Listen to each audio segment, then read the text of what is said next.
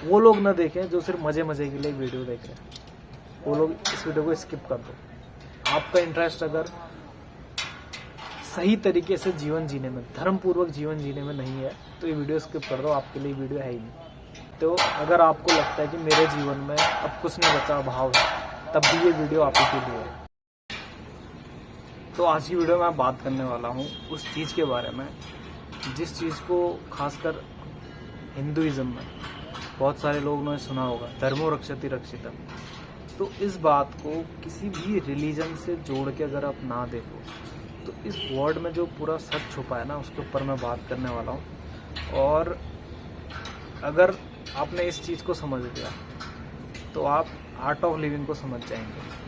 आपने देखा होगा मैंने पिछली वीडियोस में कुछ ऐसी चीज़ें कही थी जिससे जो है आपका कुछ क्लैरिटी आई होगी आपकी लाइफ में। अल्टीमेट जो चीज़ होती है ना, वो होती है इंसान किस तरीके से कोई भी काम करता है, बट ये ज़रूर मायने रखता है उसके माइंडसेट पे। तो यहाँ पे काम करने की मैंने बात करी है और ये काफ़ी टफ काम है। होता ये है जिस तरीके से हम जीवन जीते हैं, आसपास समाज में हम लोगों को जीवन जीते हुए देखते हैं, तो अल्टीमेटली जब से हम पैदा हुए तब से हमारे कान में कुछ पड़ा, भागो। हमने कुछ नहीं सोचा कहाँ जाना है, क्या करना है, बस भागते रहे, ठीक है। बट अगर कोई इंसान इस चीज़ को बिना समझे कि भैया मैं इस धरती में आया हूँ, ठीक है, अगर आप इस बॉडी के मैकेनिज्म को नहीं समझोगे, इस माइंड के मैकेनिज्म को नहीं समझोगे, तो आप सही तरीके से जो लाइफ को जीना होता है ना, वो आप जी नहीं पाओगे। एक चीज़ मैं आपको बड़े मस्त एग्जाम्पल के साथ समझाता हूँ, ठीक है। एक स्टोरी आप में से कई लोगों ने शायद सुनी होगी। एक लड़का जो है किसी विद्वान इंसान के पास जाता है, उनसे पूछता है सर मुझे जीवन जीने का जो सही तरीका है वो बताओ। तो राजपुरोहित होता है वो, तो राजपुरोहित जो है उसको एक चम्मच देता है, उसमें पानी डाल देता है, तो उसको बोल देता है कि जाके राजभवन घूम, देख उसमें कितनी सुंदरता है, ठीक है। तो वो जाता है और देखता है राजमहल की सुंदरता, देखते देखते देखते निहारते निहारते वो फिर राजपुरोहित के पास पहुंचता है। तो राजपुरोहित पूछता है देखा महल कैसा लगा? महल तो बहुत बढ़िया लगा, ठीक है। अब वो चम्मच की तरफ ध्यान देता है, तेरे चम्मच का पानी कहाँ है? तो सब गिर गया। क्यों? क्योंकि मेरा ध्यान जो है महल को, राजमहल को देखने में इतना मशगूल हो गया कि मेरे को ध्यान ही नहीं रहा कि इसका पानी कब गिरा, और मुझे पता भी नहीं लगा कब गिरा। ठीक है, चल अगली बार, दूसरी बार उसको ट्राई करते हैं, चम्मच में पानी डाल देते हैं, ठीक है। अब बोलते हैं अब तो राजमहल को देख के, लेकिन इस जो है चम्मच से जो है पानी की एक बूंद भी कम नहीं होनी चाहिए, ये एज इट इज वैसे ही आना चाहिए।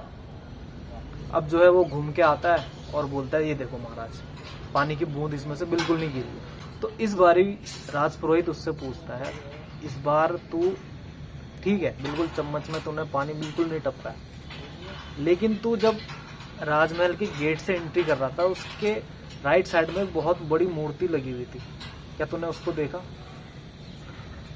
उसने बोला यार वो तो मैंने देखी नहीं, ध्यान ही नहीं दिया मैंने। बोला क्यों नहीं देखा तूने? अरे कहाँ से देखता महाराज, आपने जो बोला था इस चम्मच से जो है पानी नहीं गिरना चाहिए, तो मेरा ध्यान इसी में था, मैंने कुछ चीज़ देखी नहीं उस वक्त। तो फिर राजपुरोहित जी ने बोला देखो जीवन जीने का सिद्धांत भी कुछ इस तरीके से ही, आपको जो राजमहल का नज़ारा है वो भी देखना है, बट जो आपके पास चम्मच, उसमें जो पानी आपने रखा हुआ है उसका जो बैलेंस है, ये बना के जब चलोगे और व्यू को एंजॉय करते हुए चलोगे, इस तरीके से जब अपने मन का बैलेंस बना के संसारिक सुखों को भोगते हुए अपने मन को विचलित न करते हुए इस बैलेंस से जब आप जीवन जीना सीख जाओगे, तब जो है आप सही मायने में जीवन जीना सीख पाओगे। ये तो खैर एक उदाहरण था, ठीक है, इसमें कुछ बहुत कोई कमियां भी निकाल सकता है, ठीक है। बट अल्टीमेटली इस कहानी को कहने का मेरा मकसद ये है कि आपको इस जीवन में जो भी सुख हैं उनका उपभोग करना है, बट अपना जो मन का संतुलन है उसको कभी नहीं खोना। यही जीवन का सार है। बट हम करते क्या हैं, दो एक्सट्रीम में चले जाते हैं। तो एक जो पहला एक्सट्रीम है ना, वो एलीट लोगों के ग्रुप में देखा जाता है, और दूसरा एक्सट्रीम गरीब लोगों के ग्रुप में देखा जाता है। अब बात यहाँ पे आती है अमीर और गरीब की। अमीरी किसी व्यक्ति के अंदर आ जाए तो वो कई लोगों को छोटा समझने लगता है, अहंकार उसके अंदर बढ़ जाता है। पर गरीब व्यक्ति अपने आप को गरीब समझे, ये भी एक अहंकार है। आज आपने देखा होगा समाज का जो संपन्न वर्ग है वो संपन्न होते जाता है, ठीक है, लेकिन गरीब जो है गरीब होते जाता है। उसका रीजन क्या है? गरीबी यहाँ पे होती है दोस्त, मेरी अगर बात को समझोगे ना, गरीबी इंसान के माइंडसेट में होती है। और गरीब व्यक्ति की एक खास बात यह कि वो गरीब व्यक्ति हमेशा और गरीब होते जाता है, और अमीर व्यक्ति की खास बात यह कि अमीर व्यक्ति और ज्यादा अमीर होते हुए जाता है। इसका रीजन ये है माइंडसेट। एक बार आपका माइंडसेट गरीब वाला हो गया ना, आपको अगर नीचे गिरने से डर लगने लग गया तो आप और नीचे की ओर गिरोगे। और जिसके पास संपन्नता आ जाती है वो कई चीजें ट्राई करता है, वो बिल्कुल कई चीजों में रिस्क लेने से डरता नहीं है। तो वो तो एलीट वर्ग तो और एलीट हो रहा है, भले पैसों से ही हो रहा है, बट वो तो एलीट रहा है। और अल्टीमेटली जो लड़ाई है वो गरीब और अमीर की ही है इस दुनिया में, खासकर आज के समय में।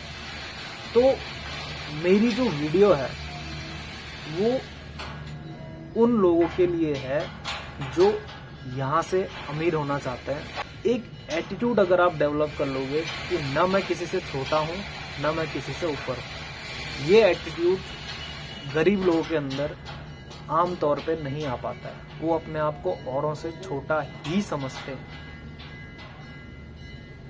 अमीर को इस बात को समझने में ज्यादा समय नहीं लगता है कि वो सभी लोगों के बराबर है।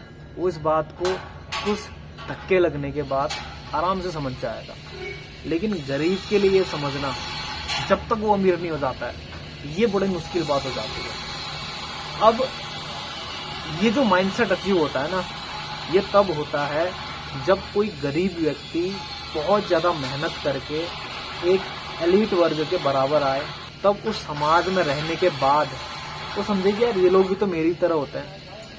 इस प्रोसीजर में सबसे पहले तो बहुत मेहनत करनी पड़ेगी, बहुत ज्यादा मेहनत करनी पड़ेगी। उसके बाद जो है आपका ये माइंडसेट डेवलप होगा। या तो आप ये कर लो, लेकिन ये चीज जो है कई लोगों के लिए एक डिले का कारण बन सकती है। क्या ये जो मैं चीज बोल रहा हूँ, या तो आप इस चीज को अभी समझ जाओ, या वो अमेरिका फेज तक पहुंचने के बाद इसको समझ जाओ। लेकिन वो जो फेज है ना, ये आपके अभी के वश में नहीं है। अभी तो आपको उस चीज के लिए मेहनत करनी पड़ेगी, न जाने कितने पापड़ बेलने पड़ेंगे, तब जाके वो स्टेज अचीव होगी। लेकिन उस स्टेज में पहुंचने के बाद जो आपका माइंडसेट बनेगा, उस माइंडसेट को मैं अभी अचीव करने की बात कर रहा हूँ। इसीलिए मेरी वीडियो ज़्यादातर लोग देखते नहीं है। क्योंकि वो एक सोशल स्टेटस देखते हैं वीडियो बनाने वाले का, यानी कि वीडियो जो बना रहा है उसके पास कितना धन है, उसका बैंक बैलेंस कितना है, उसकी रेपुटेशन क्या है समाज में। इस चीज का ध्यान रखता है वो। उसके बाद देखता है कि हाँ भाई मुझे इस चीज की वीडियो देखनी चाहिए। लेकिन मैं आपको एक चीज बता दूं, एक इंटरव्यू देख रहा था मैं पंकज मिश्रा का। अब ये मैं एग्जांपल दे रहा हूँ ताकि आप मेरी बात एक रेफरेंस के तौर पे समझ जाओ, ठीक है। और ये वीडियोस मैं इसीलिए बनाता हूँ ना, ताकि लोगों को रिलेटेबल लगे। और अगर इस वीडियो में जो भी मैं बात बोल रहा हूँ उस चीज को मैं अपने जीवन में अगर अप्लाई नहीं कर रहा हूँ तो उस चीज का फायदा नहीं है। मैं लाइव एग्जाम्पल आपको इस चीज के बारे में देना चाहता हूँ। और अगर मेरी बातों में सच्चाई है तो ये बात मेरे जीवन में उतरेगी, और इससे बड़ा एग्जाम्पल और कुछ नहीं हो सकता है, ठीक है। तो मैं बात कर रहा था पंकज जो त्रिपाठी हैं, पता नहीं नाम ध्यान में नहीं आ रहा, जो मिर्जापुर में कालीन भैया का जिन्होंने रोल किया था, उनका एक इंटरव्यू आया था शुभांकर मिश्रा के चैनल पर। कोई न्यूज़ एंकर है, तो उस इंटरव्यू में पंकज त्रिपाठी जी कमाल की चीज़ बोलता है कि जैसे इंटरव्यू होने वाला होता है वो पूछते हैं भैया तुमने नींद अच्छी ली नहीं? हाँ बिल्कुल 8 घंटे की नींद जरूरी है, बिल्कुल रिलैक्स जरूरी है, पीस ऑफ माइंड जरूरी है। तो उसमें फिर बोलता है वो शुभांकर मिश्रा बोलता है सर मैं अभी उस स्टेज में हूँ जिस स्टेज में स्ट्रगल करना पड़ता है, ये आपने भी किया होगा। अभी तो आप बोल रहे हैं कि भैया 8 घंटे की नींद जरूरी है, ये सब चीज़ें जरूरी है, लेकिन आप उस स्टेट को अचीव कर चुके जहाँ पे मतलब मैं पहुँचने की ट्राई कर रहा हूँ। तो अभी मेरे को प्लीज़ ये चीज़ मत भूलिए। एक कहने का उसका सेंस जो है ये लगा। तो उसमें फिर पंकज त्रिपाठी बोलता है हाँ ठीक है। तो आप समझ रहे हो, एक व्यक्ति जो उस रेस में दौड़ रहा था कि मुझे ये सब अचीव हो जाए, अब वो चीज़ अचीव होने के बाद उसे समझ में आ रहा है कि भैया ये सब जो मैंने इसके लिए दौड़ भाग करी ये उतनी ज़्यादा ज़रूरी भी नहीं थी, बट आज जो है जो वो चीज़ फॉलो करने को बोल रहा है और लोगों को जो उसे इम्पोर्टेंट लगती है। अब देखो एक स्टेज पे पहुंचने के बाद इंसान का माइंडसेट क्या होता है, ठीक है वो चीज़ बोलेगा हम उसको नहीं सुन रहे हैं, लेकिन जो चीज़ उसने की है, जो चीज़ अपने स्ट्रगल में की है, आज उसको वो चीज़ उतनी इम्पोर्टेंट नहीं लग रही है, फिर भी लोग जो है उसी पैथ को फॉलो करते हैं। आप सक्सेसफुल हो जाने के बाद क्या बोलोगे, लोग आपकी बातों पे नहीं, आपके जो पीछे का जो धन है, आपके जो पीछे का जो बैकग्राउंड है, उससे इन्फ्लुएंस होकर आपकी बातें सुनते हैं। अगर आप कुछ ऐसी बात बोलोगे कि जो सचमुच में सही है, लोग उसको नहीं सुनेंगे, क्योंकि उनके मन को वो चीज़ एक्सेप्टेबल नहीं है। उनका मन तो सिर्फ यही सुनने को है कि जिस चीज़ के लिए वो दौड़ा भागी कर रहे हैं, अगर उस स्टेज में कोई व्यक्ति पहुंच जाए तो उसको बोले कि हाँ भाई यहाँ पे मैं पहुंच गया हूँ, अरे मज़ा आता है भाई, मज़ा आता है, यही वो सुनना चाहते हैं, क्योंकि उसी की तो दौड़ है। ये तो कोई लोग उस चीज़ में दौड़ेंगे ही नहीं। तो आप समझ रहे हो मेरी बात। पंकज त्रिपाठी जो एक सोशल स्टेटस अचीव करना चाहता था, उस स्टेटस में पहुंच चुका है। अब उस स्टेटस में जो उसका माइंडसेट है, वो माइंडसेट बता रहे लोगों को भैया ऐसे करो, ये चीज़ ठीक है, मैं भी इस चीज़ की दौड़ में रहा, लेकिन अब जाके मेरे को समझ में आ रहा है कि भैया मेन जरूरी चीज़ क्या है, वो वही समझा रहा है। लेकिन अब क्या लोग उसकी बात सुनेंगे? जो इस इंटरव्यू में जो मैंने आपको घटना बताई ना, उसमें क्या बोलता है कि भैया आप जिस स्टेज में हो ना, अभी मैं उस स्टेज में नहीं पहुंचा हूँ, तो अभी मैं जो चीज़ आप बोल रहे हो ये चीज़ मैं फॉलो नहीं कर सकता हूँ।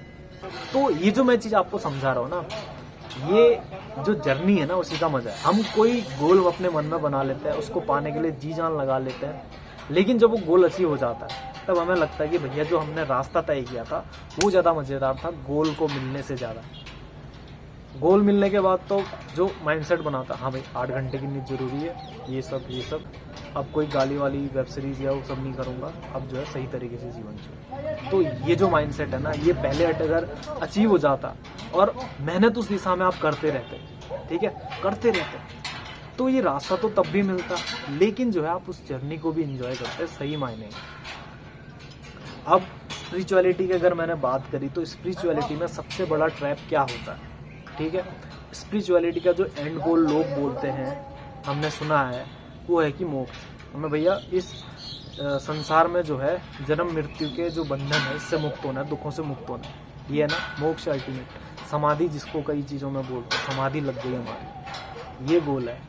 अब अगर आप ये चीज़ अचीव करने के लिए आप अभी का सुख चैन छोड़ दोगे, अभी का जो है सब कुछ छोड़ दिया आपने उस चीज़ को अचीव करने के लिए, लेकिन जब आप वहाँ पे पहुँचे तब आपको लगा कि यार मैं तो खाली पागल था, ये चीज़ तो मेरे पास पहले से ही थी। तो तब जो है हमें ये महसूस होता है कि जिस ट्रैप में हम उलझे हैं ना, हम स्पिरिचुअलिटी में आने के बाद भी अगर उसी ट्रैप में चलते जा रहे हैं, हमने कुछ अचीव नहीं किया वहाँ पे। तो ये जो ट्रैप है ना, ये जो ट्रैप जो हम अपनी डे टू डे लाइफ में, एक नॉर्मल लाइफ में जो हम जिस ट्रैप में फंसे होते हैं, यानी कि एक सोशल स्टेटस हमें हासिल करना होता है, अब उस चीज़ के लिए हम तरह तरह के उपाय करते हैं कि किसी तरह वहाँ पहुँच जाए तो फिर वहाँ से कुछ और ऐसी चीज़ पहुँचने के लिए हमें मिल जाती है कि भैया चलो इससे यहाँ तो मिल गया, यहाँ पे चलो वो चीज़ नहीं मिली, अब इससे ऊपर चलता है। ये नेवर एंडिंग प्रोसेस है, करके देख लो आप। या तो आप इस चीज़ को अभी समझो, या इस चीज़ को आप करने के बाद में समझो, ठीक है। बट अल्टीमेटली आपकी अंडरस्टैंडिंग यहीं पे आके रुकेगी कि आपको जहाँ पे महसूस होगा कि भैया ये एक नेवर एंडिंग प्रोसेस है। इसको मैं पहले समझ जाता तो और बढ़िया होता। बट हाँ, अगर आप सही रास्ते में हो तो आपको किसी भी चीज़ का पश्चाताप नहीं होना चाहिए। जहाँ पे आपने समझ गए वहीं से जो है आपको सही रास्ते पे चलने का प्रयास शुरू कर देना चाहिए, पश्चाताप नहीं करना चाहिए। तो अगर कोई स्पिरिचुअलिटी में आता है, अगर वो ये सोचता है कि भैया मैं बुद्ध बन जाऊंगा तो फिर तो भैया इतना मज़ा आएगा, पूरी दुनिया को जो मैं देख सकता हूँ, अपने तीनों काल को मैं समझ सकता हूँ, सब कुछ मेरे कंट्रोल में होगा। और 24 घंटे किसी ने बोल दिया कि भैया झरना बहते रहता है हमारे अंदर, और एकदम से मतलब पूरे 24 घंटे मज़े में रहते हैं। अब आप उसकी इच्छा लेके बैठ गए कि भैया वो स्टेज कब आएगी जब मैं पूरा आनंदित हो जाऊंगा, कब मैं मुक्त हो जाऊंगा, तो तब भी तो आप आज में जी नहीं रहे हो ना। तो ये भी एक ट्रैप बन जाता है स्पिरिचुअलिटी में। जब आपका गोल तो है कि भैया हमें क्या करना है, मुक्त होना है या बुद्ध बनना है, अगर स्पिरिचुअलिटी में भी आप इस चीज़ को समझ जाएंगे कि भैया जिस पैथ पे मैं चल रहा हूँ ना, वो पैथ अगर मैं इंजॉय करते हुए चल रहा हूँ और उसका जो एंड गोल है वो अपने समय पे आएगा अपने समय पे। मैं अपना काम करते हुए जा रहा हूँ, जो मेरा गोल है वो मुझे अपने समय पे अचीव होगा। इस माइंडसेट के साथ अगर आप जीना शुरू कर देते हो ना, तो आप सही मायने में धर्मपूर्वक जीवन जीते हो। तो ये जो पैथ है ना, जिस पैथ में आप रास्ते का इंजॉय लेते हुए अपने रास्ते की ओर आगे बढ़ रहे हो, यही धर्म का रास्ता है। इसीलिए जो धर्मो रक्षति रक्षिता मैंने आपको वीडियो के स्टार्टिंग में बताया था, धर्म की रक्षा वही कर सकता है जो धर्म का पालन करता है। यानी कि एक जो हमने बात आपको कही है कि बुद्धत्व की जो स्टेज है, यानी कि मानव जीवन का अल्टीमेट गोल क्या है, मोक्ष प्राप्त करना, ठीक है। तो उस रास्ते के लिए आपको इसको समझना पड़ेगा। जब तक आप इस मशीन को नहीं समझ पाओगे तब तक आप ट्रैवल कैसे करोगे। जब तक आप अपनी गाड़ी को कैसे चलाना है ये नहीं समझोगे, ये बॉडी भी तो एक गाड़ी ही है। आपने सुना होगा ये बॉडी हमें मिलती है मोक्ष प्राप्त करने के लिए, ठीक है। तो अगर हम इस चीज़ को सही तरीके से नहीं समझेंगे तो हम इस बॉडी के थ्रू मुक्तावस्था तक कैसे पहुंच पाएंगे।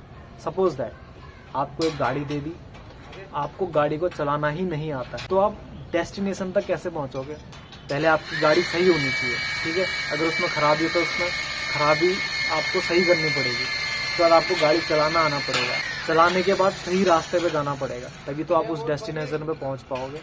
तो यही चीज़ इस बॉडी के लिए भी है, ह्यूमन बॉडी के लिए भी है। तो अपने आप को जान करके अपना जो लक्ष्य है उसकी ओर, लक्ष्य कहीं बाहर नहीं, अंदर ही अपने अंतस की यात्रा जो करनी है ना, इस यात्रा में जिस पैथ का आप सहारा लेते हो, जिस रास्ते पे आप चलते हो, अपने अंदर की ओर जाने का जो रास्ता है वही धर्म का रास्ता है। जो व्यक्ति इस रास्ते में चलता है ना, वो जो है धर्म का पालन करता है, और जो व्यक्ति इस अंतस की यात्रा में होता है ना, उसकी रक्षा धर्म करता है। तो इसका जो रियल मीनिंग है वो यही है, धर्मो रक्षति रक्षिता। जो अपने अंतस की यात्रा करता है वो धर्म का पालन करता है। अब इस पैथ में जो भी चीजें हमें अंदर को जाने से रोकती है ना, वो रास्ता अधर्म का है। हमारे अंतस की यात्रा में जो भी चीज बाधक बनती है वो अधर्म का रास्ता है। तो ये चीज है जो आपको समझनी पड़ेगी। अब इस चीज को आप अभी समझो या बाद में समझो, ये आपके ऊपर है। बट अल्टीमेटली इस चीज को आप तभी समझ पाओगे जब आपके पास किसी भी चीज का अभाव होगा। अभाव कैसे? अगर आप एक सुखी जीवन जी रहे हो तो आपके दिमाग में आएगा कि मैं स्पिरिचुअलिटी की ओर जाऊं। गृहस्थ जीवन जी रहे हो, आपकी पत्नी अच्छी है, आपके बच्चे अच्छे हैं, आपका सामाजिक एक स्तर अच्छा है, सब कुछ सही चल रहा है, ठीक है, आपको मज़ा भी आ रहा है, ठीक है, तब जो है इंसान इस चीज़ के बारे में रेयरली सोचता है। बहुत कम लोग हैं जो सब कुछ प्राप्त होने के बाद उन्हें अंदर एक खालीपन सा लगता है, उसके बाद जो है वो सोचते हैं कि कुछ तो मेरे अंदर मिसिंग है, तब जो है वो अपने अंतस की यात्रा करता है। ये बहुत रेयर होता है, लेकिन कई लोग बाहरी चीज़ों से चिपक जाते हैं इन द सेंस पैसा कमा लिया, पैसे से चिपक गए, या किसी भोगों में लिप्त हो गए, यानी कि अपनी पत्नी से बहुत ज़्यादा मतलब आसक्त हो गए, पत्नी के प्रति आसक्ति हो गई, ठीक है, या भोगों के प्रति आसक्ति हो गई। अमीर तो बन गए, अब जो है उनके पास इंजॉय करने के लिए और कुछ है नहीं। उन्होंने बोला था अमीर बन जाओगे, सब मज़े की लाइफ तो कुछ है नहीं, टेंशन ऊपर से है, शराब पीने लगे, नशा करने लगे, तो उन चीज़ों में उन्होंने इन्वॉल्व कर लिया अपने आप, वहाँ पे भी दुख है। तो जब अगर आप इन चीज़ों में चिपके नहीं रहोगे और जब तक आपको धक्का नहीं लगेगा, अगर कोई व्यक्ति शराब के नशे में एक लेवल पे आके जब उसका अति हो जाएगा, उसको धक्का लगेगा, वो भले शराब का नशा हो, वो भले किसी धन का नशा हो, वो भले किसी पद का नशा हो। तो ये जब नशा टूटेगा इन सब चीज़ का, जब आपको दुनिया की थपेड़ों से आप थक जाओगे, तब जो है आपको लगेगा कि वो भी रेयरली इंसान कोई सोच पाता है इस चीज़ के बारे में। कई लोग तो भैया जीवन के थपेड़े से इतना हार जाते हैं कि भैया अपना जीवन ही समाप्त कर देते हैं। लेकिन जब आपको बाहरी ओर कहीं पे भी सुख नहीं मिलेगा, सब कुछ अचीव कर लिया, सब कुछ ट्राई कर लिया, तब आपके ऊपर जब भगवान की महान कृपा होगी या आपके ऊपर अपनी महान कृपा ही होगी, तब जो है आप इस पैथ में आने का सोचोगे। ऐसे नहीं सोच सकता कोई। आपने एक चीज़ कई लोगों के मुंह से सुना होगा कि इंसान की ज़िंदगी में वही होता है जो उसकी किस्मत में लिखा रहता है, ठीक है। इसको हिंदुइज़्म में ज्योतिषी लोग अपनी जो ज्योतिष विद्या है इसके थ्रू कई बारी सटीक जानकारी देते हैं, और कई बारी इंसान की लाइफ में वैसा ही होता है। तो जो मनुष्य है वो इस जीवन को इस तरीके से देखता है कि भैया मैं कुछ भी कर लूँ, मेरे को मेरी किस्मत में जो लिखा है ना वो मेरे को मिल के रहेगा, और मेरी जो किस्मत में जो ख़राब चीज़ें हैं वो मेरे को भुगतनी ही पड़ेंगी। इस तरीके से ये बात आपने सुनी होगी। लेकिन एक मजे की बात मैं आपको बता रहा हूँ। अब इसमें हिंदुइज्म में इस चीज़ को ऐसे बोलते हैं, आपके पूर्व जन्म के जो कर्म थे आपको इस जीवन में वो भुगतने पड़ेंगे। वो कर्मों का जो हिसाब लेखा जोखा होता है ना, वही हमारे जो है आज के समय में हमारी डेस्टिनी बनते हैं, ठीक है। ये चीज़ आपने सुनी होगी। लेकिन अगर किसी व्यक्ति की किस्मत में अच्छा लिखा है तो भैया खुश होगा, भैया मेरे पूर्व जन्म के कर्म थे, ठीक है, मेरे साथ अच्छा हो रहा है, ठीक है, वो इस चीज़ को इस चीज़ से समझेगा। लेकिन ज़्यादातर लोगों के साथ क्या होता है, ज़्यादातर लोगों की किस्मत तो ख़राब ही रहती है ना। मतलब इस दुनिया के जो एलीट लोग हैं वो कुछ परसेंट में आते हैं, लेकिन जो रेस्ट ऑफ द पीपल हैं उनकी लाइफ का क्या, उनकी लाइफ कैसे किस्मत हो, तो वो चीज़ यहाँ पे कैसे ख़त्म होती, जो आपका ख़राब किस्मत आप उसको कहो या दुख जिसको आप कहो, ये चीज़ तभी ख़त्म होती है, तभी समाप्त होती है जब आप स्पिरिचुअलिटी के पैथ में होते हैं, यानी कि धर्म के रास्ते में होते हैं। पता है आपको, भारत सोने की चिड़िया कहा जाता है क्योंकि सभी लोग धर्म पूर्वक जीवन जीते थे। यानी कि इस बात से कोई फ़र्क नहीं पड़ता कि आपकी किस्मत कैसी है। यहाँ पे मैं आपके जो भाग्य में जो लिखा है ना, उससे डिपेंडेंसी हटाने की बात कर रहा हूँ। अब वो कैसे हटेगी, इस चीज़ को ध्यान से समझना। स्पिरिचुअलिटी का जो भी पैथ है ना, तो ये आपके जो खराब कर्म है, अगर आप इस पर बिलीव करते हो, या आपका जो बैड लक है, भले आप इसको बैड लक ही क्यों ना समझो, तो जो भी आपका बैड लक है ना, ये आपका गुड लक में चेंज हो जाता है। आपके जो पूर्व कर्म है, वो जो खराब कर्म है ना, उन सब का जो इम्पैक्ट है, जो खराब इम्पैक्ट है, वो यहाँ पे जो आपका जो धर्म के रास्ते पे चलने से खत्म हो जाते हैं, जो भी आपका बैड लक है। तो इसीलिए एक समय पे खासकर जो हिंदुस्तान जिसे कहा जाता था, भारत जिसे कहा जाता है, उस समय भी कहा जाता था, तो यहाँ के लोग धर्म पूर्वक जीवन जीते थे। इसीलिए यहाँ के लोग सुखी थे, संपन्न थे, और इसलिए थे क्योंकि वो धर्म पूर्वक जीवन जीते थे। आज के समय पे कई लोग ज्योतिष विद्या को लेके अपना जीविका चला रहे हैं। तो ये लोग उपाय बताते हैं कुछ, ठीक है, ये कर लो आपसे ये हो जाएगा, अरे नारियल को पानी में डाल दो, या ये कुछ कपड़ा वहां बांध दो, ये कुत्ते को खिला दो, ये सब उपाय बताते हैं आपको, ठीक है ना। लेकिन जो अल्टीमेट उपाय है, स्पिरिचुअलिटी, अपने अंतस की जर्नी, ये सब आपको जब आप करने लग जाओगे ना, अपने अंदर की जर्नी, जब आप धर्म पूर्वक जीवन जीने लगोगे, यही है कि क्या, अपने आप को जानने के लिए अपने अंतस की यात्रा करना, ये आप करने लगोगे ना, जो भी सारा आपका बैड लक है ये धीरे धीरे खत्म हो जाएगा। और जब ये खत्म हो जाएगा, आपके लाइफ से केओस भी कम होने लगेगा। इस रास्ते पे चल के तो देखो, आज धर्म पूर्वक जीवन जीने के लिए कोई बात नहीं करता। अब यहाँ पे धर्म पूर्वक जीवन जीने की जब मैं बात कर रहा हूँ, तो हिंदू, मुस्लिम, सिख, ईसाई, ये सब बात नहीं कर रहा हूँ। धर्म पूर्वक अपने अंदर की यात्रा करने के कोई व्यक्ति कर सकता है। किसी स्क्रिप्चर में ये थोड़ी लिखा है कि भैया अपने आप को जानना एक किसी रिलीजन का एक टैबू हो गया। अगर आप एक हिंदू हो, मुस्लिम हो, सिख हो, जैन हो, ईसाई हो, बाहर से वो अपने आप को ये बोलते हो, तो आपके शारीरिक बनावट अगर उससे चेंज होती है क्या? आप अपने आप को हिंदू कहो, मुस्लिम कहो, सिख कहो, जैन कहो, ईसाई कहो, कुछ भी कहो, उससे आपकी जो बॉडी में जो सेलुलर लेवल पे जो काम होता है वो चेंज होता है क्या? आपकी बॉडी तो सेल से ही मिलकर बनेगी ना, ट्रिलियंस ऑफ सेल्स आपके रहता है। जो व्यक्ति अपने सेल्फ की जर्नी में जाएगा ना, उसे अंत में वही रियलाइजेशन होगा जो दुनिया के अलग अलग लोग अपने आप को बाहर से अलग अलग नाम से पुकारते हैं।